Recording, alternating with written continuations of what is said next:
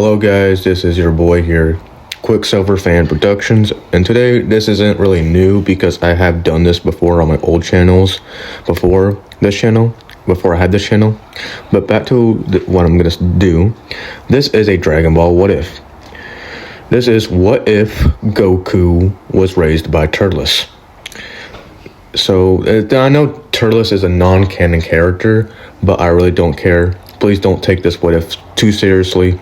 This is a fan-made what if, so please don't take it too seriously. I'm just trying to have fun here, so I advise you guys just try to have fun with this what if too.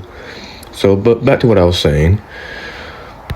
Goku's pod ends up getting detected by Turles' spaceship before he arrives to Earth.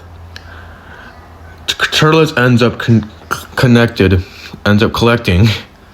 Kakarot pods, and you're probably asking why is he doing this? Well, here's the thing.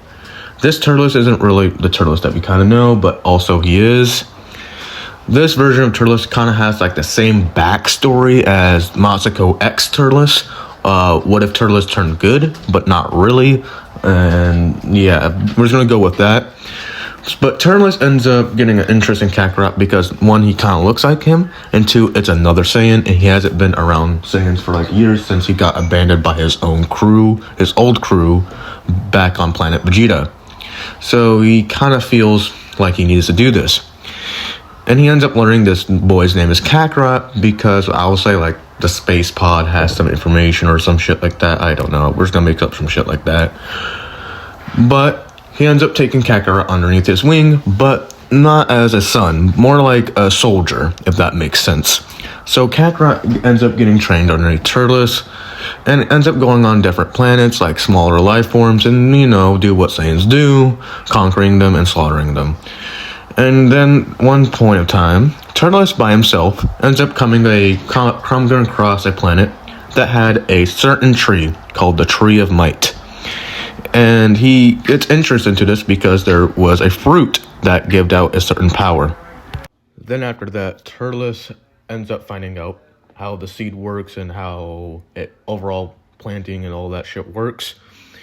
And he ends up telling the Crusher Corps, even including Kakarot. Now at this point, Kakarot is around like 10 years old. And you're asking what his power level is.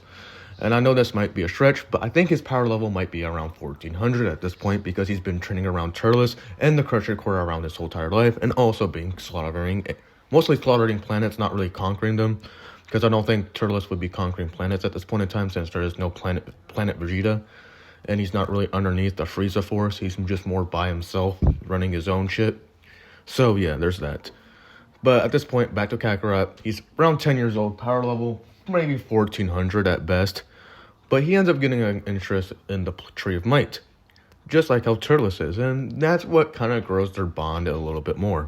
Their bond ends up getting a little bit stronger at this point, and they ended up becoming more like close friends at this point than just some soldiers that have been training underneath like a close soldier relationship. This is more like now good friends.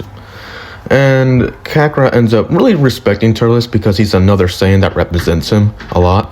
And what I mean by represent is by his looks and his race, and also a fact that they're both warriors and soldiers. And they both love to fight, and they both want to get strong. So there's that. And they ended up coming across a planet called Earth. And the reason why they becoming interested is because of a little bit of life forms on there. And I will explain what happens to Earth because there's no Goku, unlike another video maybe. But back to the what if. Turles ends up saying to Kakarot and the Crusher Corps, we're going to Earth. And this is where I'm going to end the what if. Hope you guys enjoyed. Like and for part 2. Let's see if this continues.